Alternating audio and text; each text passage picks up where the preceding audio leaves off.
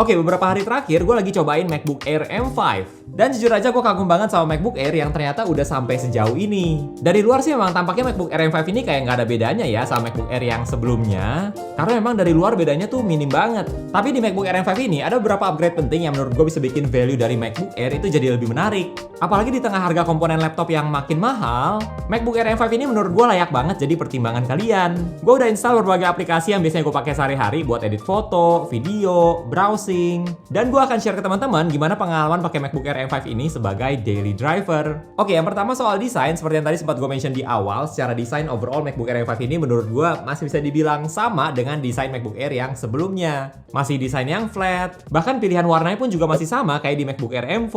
Desain ini memang udah familiar banget sama MacBook Air beberapa tahun terakhir. Ya sejak MacBook Air M2 lah, bisa dibilang secara desain masih familiar setiap tahun. Bisa aja loh MacBook Air yang gue pegang ini sebenarnya MacBook Air M2 atau M3, tapi gue bilangnya MacBook Air M5 karena ya dari luar tuh memang masih sama banget. Tapi tenang aja guys, ini beneran MacBook Air M5 kok. Jujur aja kalau buat gue pribadi, gue nggak masalah sih sama desainnya yang masih gitu-gitu aja. Karena desain MacBook Air ini masih tetap kelihatan elegan banget. Kalau buat gue secara desain ini udah termasuk upgrade dari desain MacBook Air yang di seri MacBook Air M1. Nah untuk di video kali ini, gue udah ada MacBook Air M5 15 inci yang warna midnight. Yang menurut gue warna midnight ini masih jadi warna favorit gue sih sampai hari ini. Biru tuanya tuh cakep banget. Apalagi kalau di angle lighting tertentu itu birunya bisa jadi bagus banget loh. Paling ya minusnya dari warna gelap kayak gini, kalau misalnya ada baret ya amit-amit ya. Tapi kalau misalnya ada itu bisa lebih kelihatan dibandingkan yang warna cerah seperti di silver. Plus bisa jadi magnet buat debu juga, lebih kelihatan gitu kalau misalnya ada debu. Nah walaupun secara desain overall masih sama, tapi kalau diperhatiin lagi tuh sebenarnya ada sedikit perbedaan. Bedanya itu ada di bagian keyboard. Bukan keyboardnya yang beda ya, keyboardnya masih sama kok. Tapi beberapa tulisan di keyboard seperti return, shift, caps lock, tab, delete. Ini tulisan di tombolnya jadi cuma simbolnya aja. Udah nggak ada tulisan lagi. Ya cuma itu aja sih bedanya. Sisanya masih sama seperti di MacBook Air sebelumnya. Nah ini juga sebenarnya pengalaman gue pertama kali cobain MacBook Air yang ukurannya 15 inci. Biasanya gue selalu pilih yang opsi 13 inci atau opsi yang lebih kecil. Soalnya 15 inci itu kesannya gede banget gitu. Dan setelah cobain yang MacBook Air 15 inci, ternyata emang bener gede banget sih. Kalau dibandingin sama yang 13 inci atau bahkan yang 14 inci yang biasanya gue pakai sehari-hari MacBook Pro 14 inci, pas pertama kali pegang MacBook Air yang 15 inci itu langsung berasa wow gitu. Nah kalau ditanya soal berat atau enggak, karena gue biasanya pakai MacBook Pro yang 14 inci, MacBook Air M5 ini walaupun 15 inci, ternyata masih lebih ringan 100 gram loh dibandingkan MacBook Pro yang biasanya gue pakai sehari-hari. Ya ada plus minusnya ya dengan ukuran 15 inci kayak gini. Di satu sisi kalau buat nonton, ngedit itu enak banget sih, layarnya lebih besar. Tapi di satu sisi juga jadinya kalau mau bawa kemana-mana agak lebih PR gitu, karena tas kalian harus muat yang 15 inci. Dan tentu lebih beratnya juga lumayan banyak, hampir beda 300 gram dibandingkan MacBook Air yang 13 inci. Jadi kalau ditanya mending yang 15 inci atau yang 13 inci nih, menurut gue sih jawabannya tergantung kalian bermasalah atau enggak nih dengan ukuran dan berat yang 15 inci. Kalau nggak masalah dengan ukuran dan beratnya, ya mending 15 inci aja. Karena bisa dapat layar yang lebih luas, dan bikin experience lihat layarnya juga jadi lebih nyaman. Untuk portnya juga masih sama kayak sebelumnya. Ada port MagSafe buat charging, 2 port Thunderbolt 4, bukan Thunderbolt 5 seperti di M5 Pro atau M5 Max. Ya menurut gue Thunderbolt 4 juga masih cukup oke sih sampai hari ini. Dan satu lagi ada 3,5 mm headphone jack. Untuk urusan port di MacBook Air sampai hari ini masih simple banget ya. Nggak ada port buat HDMI, terus juga nggak ada slot SD card. Menurut gue bakal lebih bagus sih kalau seandainya di MacBook Air ini bisa punya slot SD card sendiri. Atau paling nggak ada satu port Type-C lagi. Soalnya kalau tonton pakai MacBook Air dengan external display kayak gini, yang bakal pakai port Thunderbolt 1, otomatis port Type-C-nya cuma tinggal satu lagi. Dan kalau misalnya kalian colok SSD eksternal, ya udah habis. Nggak bisa sambungin aksesoris apa-apa lagi. Paling nggak buat tipe yang 15 inci lah, bakal lebih mantap lagi kalau misalnya ada slot SD card ataupun ada extra port satu lagi.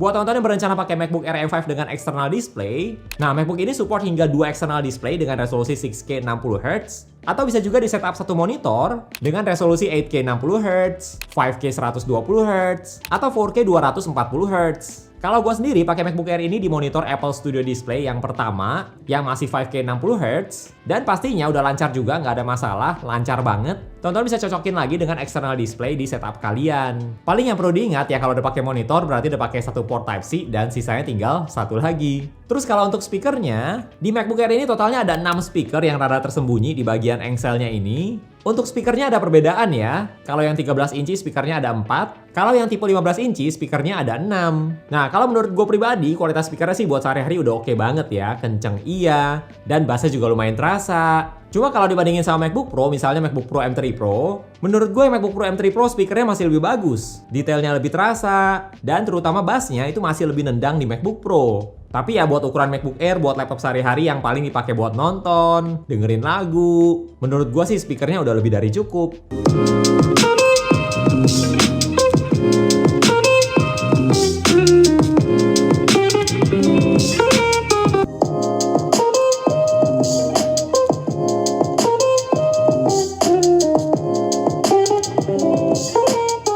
Untuk webcamnya sebenarnya masih sama seperti sebelumnya yang baru aja udah di-upgrade sejak di M4. Kameranya 12 megapiksel yang support center stage dengan resolusi 1080p. Kalau buat video call, zoom, menurut gua kameranya sih udah termasuk bagus ya. Apalagi di ruangan dengan pencahayaan yang bagus, kualitas videonya udah oke. Plus bisa center stage juga. Dan sedikit tips tentang webcam, buat tonton lagi video call misalnya pakai FaceTime atau Zoom. Karena kamera MacBook Air M5 ini kamera ultra wide, jadi kalau kalian matiin fitur center stage-nya, kalian bisa atur framing kameranya mau ke bagian apa dengan digeser-geser seperti ini. Jadi tetap fleksibel walaupun center stage-nya lagi dimatiin. Nah, video ini direkam langsung dari webcamnya MacBook Air M5 dan seperti inilah kualitas videonya kalau misalnya lagi Zoom atau video call. Ini sih menurut gue udah cukup bagus ya, tinggal diatur aja supaya lighting-nya juga oke. Dan mikrofonnya pun juga udah cukup bagus, jadi suaranya bisa terdengar dengan jelas dan ya buat kebutuhan video call gini sih udah oke banget. Nah untuk layar dari MacBook Air M5, layarnya ini masih sama seperti sebelumnya. Masih Liquid Retina display, terus resolusi dan brightness juga sama, 500 nits. Yang buat indoor itu udah cukup banget, dan kalau di outdoor misalnya di cafe outdoor gitu ya masih bisa terbaca juga. Termasuk refresh rate-nya juga masih 60 Hz. MacBook Air ini kayaknya udah lama banget ya selalu pakai layar yang 60 Hz, nggak pernah yang 120. Tapi ya semoga aja lah ya Apple bakal segera kasih layar 120 Hz ke line up MacBook Air supaya lebih gampang buat direkomendasiin lagi. Sebenarnya kalau dari pengalaman gua, 60 Hz di MacBook Air ini ya udah oke juga sih. Animasinya tetap terasa smooth, browsing juga tetap nyaman, main games juga nyaman kok. Walaupun di beberapa games jadi maksimumnya cuma bisa 60 Hz. Gue pribadi biasanya pakai MacBook Pro yang refresh rate-nya 120 Hz, dan pas pindah pakai MacBook Air M5 ini, gue nggak merasa layarnya tuh jadi kurang banget gitu, atau ngapa-ngapain jadi kurang smooth.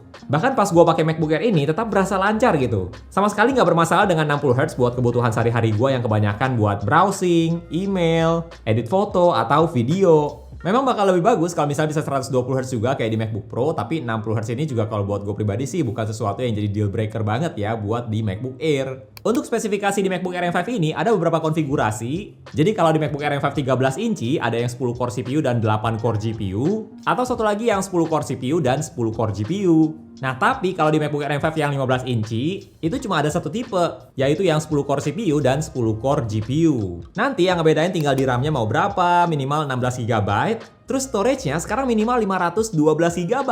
Yang menurut gua ini salah satu upgrade yang bagus mengingat harga SSD sekarang juga lagi mahal-mahalnya, tapi sekarang minimum udah 512 GB. Bahkan kalau dari website Apple ada opsi yang 4 TB juga loh. Nah untuk MacBook Air M5 yang gue pakai di video kali ini agak berbeda. Kalau biasanya gue cobain yang tipe base model, kali ini gue berkesempatan cobain MacBook Air M5 dengan spesifikasi yang hampir paling tinggi. Jadi MacBook Air M5 yang gue pakai ini adalah MacBook Air M5 dengan 10 core CPU, 10 core GPU, 16 core Neural Engine, RAM-nya 32 GB. Ini konfigurasi RAM yang paling tinggi di MacBook Air M5 dan storage-nya 2 TB. Beberapa tahun terakhir di MacBook Air M2, M3, M4, gue selalu cobain yang base model dan experience-nya memang mirip-mirip sih. Jadi kali ini kita akan cobain yang versi upgrade-nya kayak gimana sih. Buat teman-teman yang penasaran sama angka benchmark dari MacBook ini dan perbandingannya sama MacBook Pro M3 Pro yang biasanya gue pakai, gue akan tampilin di layar performa CPU single core, multi core, performa GPU, dan seperti yang teman-teman lihat secara angka benchmark, MacBook Air M5 ini lebih unggul loh dibandingkan MacBook Pro M3 Pro. Tapi itu kan baru angka benchmark, di real life-nya seperti apa nih? Nah pastinya di atas kertas, spesifikasi MacBook Air M5 ini lebih tinggi, dan dari pengalaman gue sehari-hari buat browsing, buka beberapa aplikasi sekaligus, buka banyak tab di Safari, ini sih udah aman banget, nggak ada masalah sama sekali. Yang mirip kayak di MacBook Air lainnya juga yang pernah gue review, ngapain aja udah cepet, lancar. Sebenarnya buat penggunaan sehari-hari, menurut gue MacBook Air tuh udah lebih dari cukup.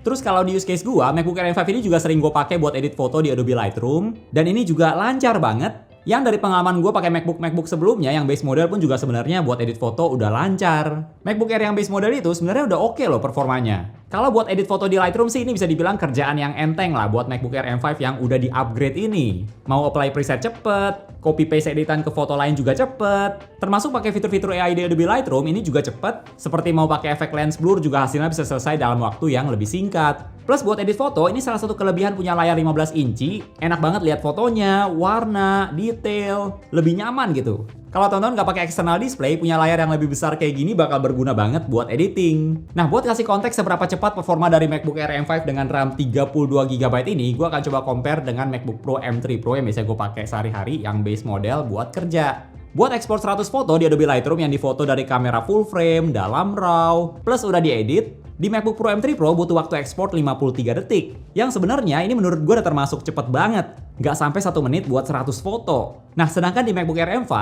ini butuh waktu ekspor 44 detik. Jadi lebih gokil lagi nih. Yang artinya MacBook Air M5 ini bisa ekspor lebih cepat dibandingkan MacBook Pro M3 Pro kalau MacBook Air M5-nya yang versi udah di-upgrade seperti di video. Kalau dari pengalaman gue pakai beberapa MacBook Air buat edit foto di Adobe Lightroom, kalau pas editing sih semuanya udah lancar banget kok. Dari M2 ke M4 itu juga udah lancar. Paling yang ngebedain cuma kayak di waktu ekspornya atau apply editan ke semua foto. Ya chip yang baru biasanya bisa lebih cepet. Tapi experience pas ngeditnya yang base model juga sebenarnya udah lancar. Nggak harus pakai yang versi upgrade kayak gini juga udah aman banget buat edit foto. Terus use case gue lainnya adalah untuk keperluan edit video. Nah, gue sendiri biasanya edit video pakai Final Cut Pro. Dan jujur aja pengalaman edit video pakai MacBook Air M5 ini juga lancar banget. Sebenarnya MacBook Air beberapa generasi terakhir juga udah bisa ngedit video YouTube kayak gini kok dengan resolusi 4K 10-bit. Udah termasuk lancar editnya. Dan di MacBook Air M5 ini, apalagi dengan spesifikasi yang lebih tinggi, ini udah bisa banget buat edit video. Termasuk video ini juga bakal gue edit di MacBook Air M5 dan nanti bakal gue cantumin di komen kali ya berapa lama waktu ekspor untuk video yang ini. Dari yang gue coba, pengalaman edit videonya udah nyaman, playback videonya lancar, mau ada beberapa layer clip 4K juga masih aman, mau kasih efek, teks, grading, edit video sih udah lancar banget. Nah, tapi nggak cuma sampai situ aja, buat edit video gue juga udah coba compare sama MacBook Pro M3 Pro yang biasanya gue pakai sehari-hari buat ngedit video. Jadi gue udah coba ekspor video sebelum ini yang keyboard shortcut buat Mac. Buat teman-teman yang user Mac atau MacBook, menurut gue wajib banget nonton karena banyak shortcut tersembunyi yang bagus di Mac atau MacBook kalian. Videonya tuh sekitar 11 menit. Dan hasilnya kalau di MacBook Pro M3 Pro ekspornya butuh waktu 8 menit 52 detik. Sedangkan di MacBook Air M5 ternyata lagi-lagi lebih unggul. Waktu ekspornya 8 menit 37 detik. Buat edit foto dan video, menurut gue MacBook Air M5 ini udah pilihan yang aman lah. Kalau lagi edit video dalam waktu yang lama, memang bisa agak lebih hangat di area sekitar engselnya ini karena MacBook Air nggak ada kipas. Tapi sejauh ini sih walaupun lebih hangat, ngeditnya masih lancar. Terus karena MacBook Air M5 ini juga banyak dipromosiin tentang fitur-fitur AI yang lebih cepet, gue juga udah coba tes buat bikin gambar di Image Playground. Dan dari beberapa tes yang gue coba, MacBook Air M5 ini bisa bikin gambar berdasarkan prompt dengan lebih cepat dibandingkan di MacBook Pro M3 Pro. Kalau soal performa, jujur aja menurut gue MacBook Air M5 ini nggak diragukan lagi lah. Buat sehari-hari dan buat kebanyakan orang juga gue yakin MacBook Air M5 tuh udah lebih dari cukup. Sejauh ini gue juga enjoy banget pakai MacBook Air M5 ini karena ngapain aja udah lancar. Nah, kalau ngomongin soal gaming, MacBook Air M5 ini juga bisa kalian pakai buat main games. Cuma mungkin gue nggak terlalu merekomendasikan buat main games yang terlalu berat karena nggak ada kipas dan supaya MacBooknya juga nggak terlalu panas. Gue udah coba main games kayak Cyberpunk, gue bisa pakai setting grafik yang tinggi. Cuma ya secara frame rate terbatas di maksimum 60 fps. Tapi kalau ditanya lancar atau nggak main Cyberpunk, di MacBook Air M5 ini udah lancar banget loh. Setting seperti Ray Tracing juga udah dinyalain, dan kalian tetap bisa main games dengan nyaman di MacBook Air M5 ini. Gue pribadi nggak terlalu menyarankan teman-teman buat beli MacBook Air untuk keperluan gaming ya. Memang bisa sih buat main games, secara spesifikasi udah bisa, tapi karena MacBook Air nggak ada kipas, gue nggak gitu menyarankan buat main games, apalagi games berat.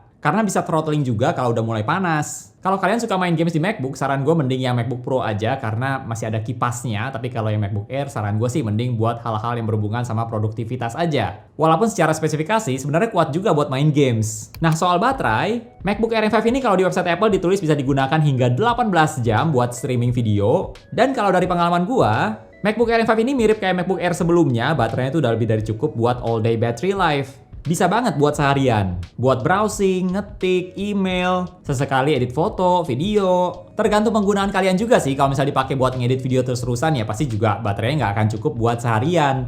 Cuma kalau dipakai buat seperti ya laptop biasanya lah, itu pasti baterainya bisa buat seharian. Gue udah coba putar video YouTube selama 8 jam non-stop, dan baterainya cuma berkurang 25% dari 100 ke 75%. Oh ya, MacBook Air M5 ini sekarang udah support Wi-Fi 7 dan Bluetooth 6, jadi lebih future proof. Walaupun untuk sekarang mungkin nggak terlalu banyak device yang udah support Wi-Fi 7 atau Bluetooth 6, tapi menurut gue ini juga upgrade yang pasti bakal di welcome juga sama semua orang. Untuk harga dari MacBook Air M5, harganya mulai dari sekitar 20,5 juta untuk yang 13 inci. Sedikit naik harganya dibandingkan yang M4 kemarin yang sekitar 18 juta pas rilis di Indonesia. Dan untuk yang 15 inci, harganya mulai dari 24,5 juta. Nah, tapi sekarang di M5 tonton bisa dapat storage minimum 512 GB yang sebetulnya menurut gua lebih worth it sih dibandingkan M4 kemarin. Mengingat harga SSD sekarang lagi mahal. Dan kalau kalian cek di website Apple, biasanya nambah storage itu minimal nambah $200.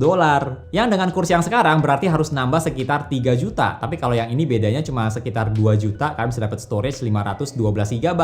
Ya memang harga base-nya jadi lebih tinggi, tapi kalian juga bisa dapat storage ekstra, chip lebih baru, lebih future proof. Dan opini gue tetap sama tentang MacBook Air. Ini tuh pilihan MacBook yang paling aman buat kebanyakan orang. Desainnya cakep, performa bagus, baterainya awet banget. Terus kalau udah punya device Apple lain, fitur ekosistem juga bisa dipakai di sini. Biasanya buat orang-orang yang bingung mau beli MacBook apa, gue pasti akan rekomendasiinnya MacBook Air sih. Dan biasanya MacBook Air-nya juga udah cukup. Kalau MacBook Pro itu buat orang-orang yang menurut gue harusnya udah tahu mereka butuh performa tinggi buat menunjang pekerjaan. Sedangkan MacBook Neo, ini menurut gue buat orang-orang yang cuma butuh laptop buat hal-hal yang ringan aja. Kalau MacBook Air masih lebih bisa di-push performanya. So itu dia review dari MacBook Air M5. MacBook yang bagus dan menurut gue masih jadi MacBook yang lebih gampang direkomendasiin karena tonton nggak perlu keluar budget sebesar MacBook Pro. Tapi punya performa yang reliable juga. Kalau menurut tonton gimana nih? MacBook Air M5 ini worth it atau enggak? Atau mending MacBook yang generasi sebelumnya aja? Coba share di komen ya. Oke, thank you buat teman-teman yang udah nonton sampai di detik ini. Jangan lupa untuk klik tombol like kalau kalian suka dengan video ini dan juga subscribe supaya kita bisa ketemu lagi di video-video yang berikutnya. Bye!